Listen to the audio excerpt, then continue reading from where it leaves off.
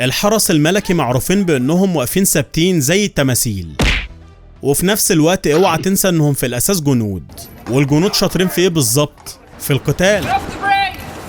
النهارده هنشوف مع بعض ناس اتعرضوا لمواقف محرجة من الحرس الملكي. يلا بينا.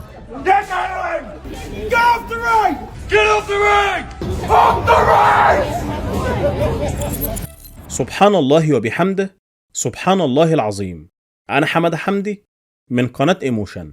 ادعمني باشتراك وادعمني بلايك. يعني دي مثلا معتقدة ان ده تمثال مش حصان.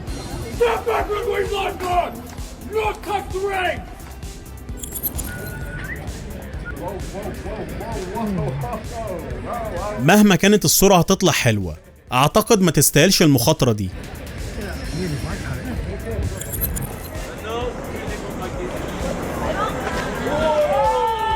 نصيحة مجانية، اوعى تلمس الحارس يا اما هتجيلك جلطة من الخضة.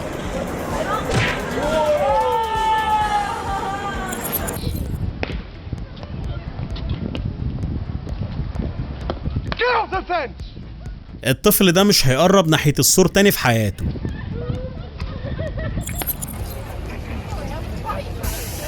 الحارس ده اثبت انه محترف في الوقفة بتاعته، لدرجة ان الناس فكرت انه تمثال شمع.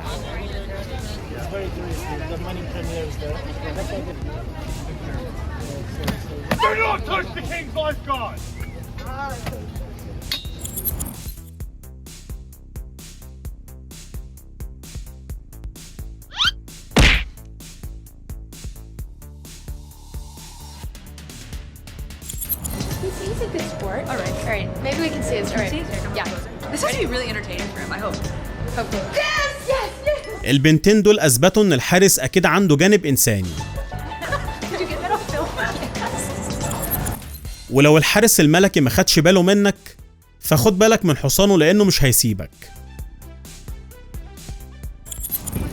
ولو حصل وقربت من الحصان، خد بالك من ايدك لانه ممكن ياكلها حرفيا.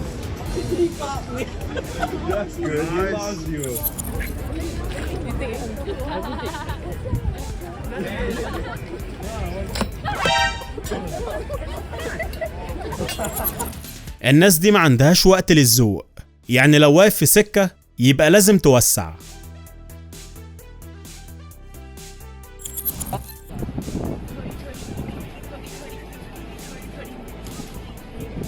واضح انه مش معجب بخفة دمها، ودي حاجة بيشترك فيها مع بقية البني ادمين. اهم حاجة انك مكملة في الابتسامة، على الرغم من ان شكلك عملتيها على نفسك اصلا.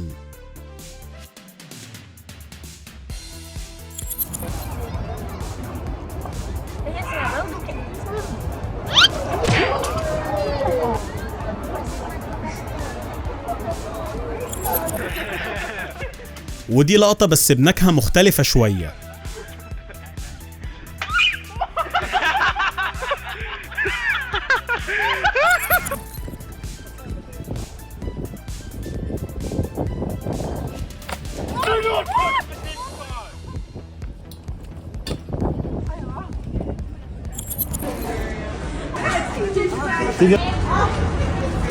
الموضوع بدأ بهزار، أو هم افتكروا إنه هزار، لحد ما الشرطة المسلحة اتدخلت. الضابط كان واضح جدا.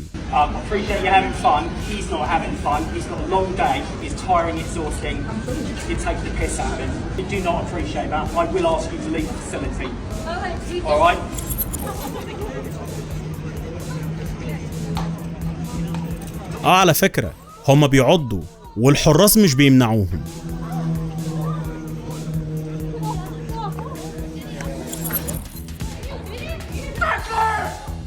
حتى الأطفال الصغيرين مش في أمان من صدمة الحرس الملكي. عارف اللجام بتاع الحصان؟ إياك تلمسه.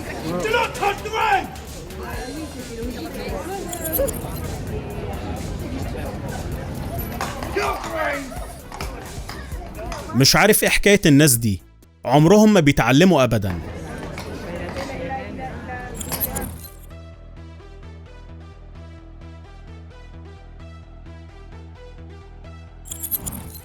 وده المشهد اللي احنا مستنيينه من زمان.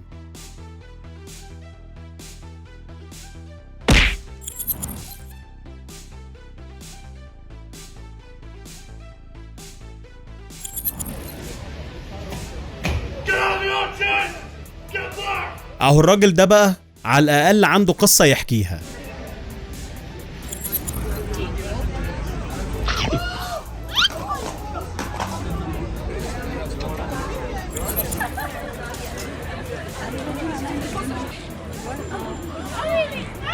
وادي دراع تانية بتتحول لسناكس خفيفة للحصان.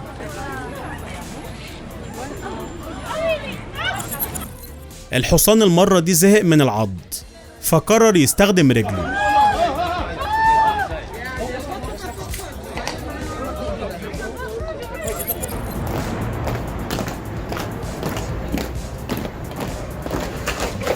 خطوتين كمان وكان ممكن يهرب من كل الكاميرات دي، بس دلوقتي بقى ترند.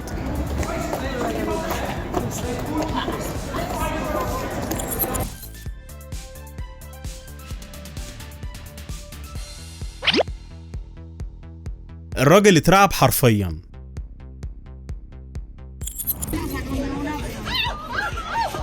تحذير اخير لكل واحد بيقرب جسمه من الحرس الملكي، لو قربت زيادة عن اللزوم اكيد هتدفع الثمن.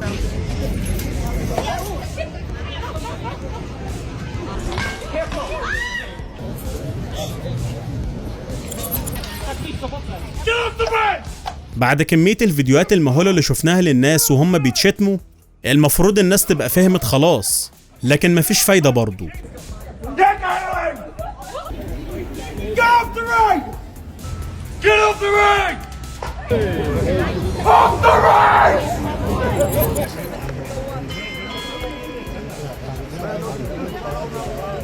بعد ما كانت فاكرة نفسها جامدة، شوف ازاي شكلها اتغير في لحظة.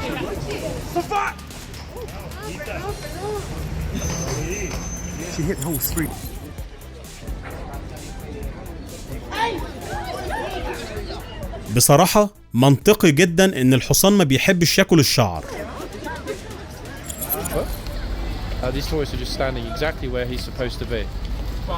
الست دي مش راضية تتحرك، بس حظها حلو انها ما قابلتش واحد من الحرس العناف. الحصان ساعات بيكون زهقان من السياح اكتر مني، وانا حتى مش موجود في المكان.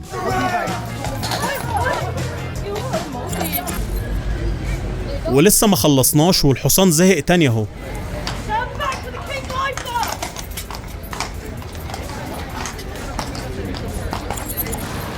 ورجعنا تاني للي بيمسكوا اللجام.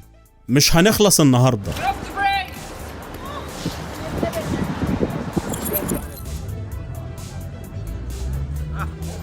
برضه مش عايزين يتعلموا.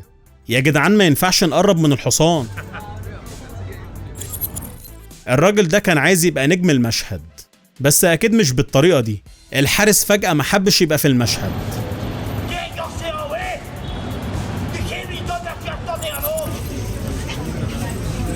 اظن ان العضة ما كانتش جامدة كفاية، بس دلوقتي اظن انها بقت جامدة جدا.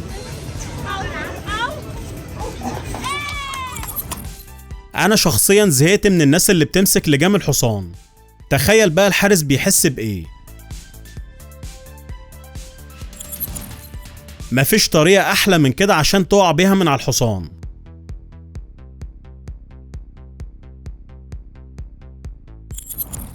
عمرك اخدت السيلفي وانت بتتوجع؟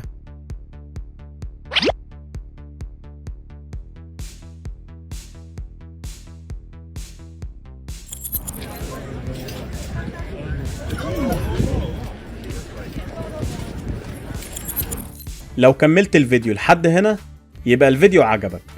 انزل اكتب لي في التعليقات ايه اكتر جزء عجبك في الفيديو. ما تنساش الاشتراك في القناة، وكمان ما تنساش اللايك، واوعى تنسى اهم حاجة انك تدعي لاخواتنا في فلسطين. اشوفكم الفيديو الجاي ان شاء الله.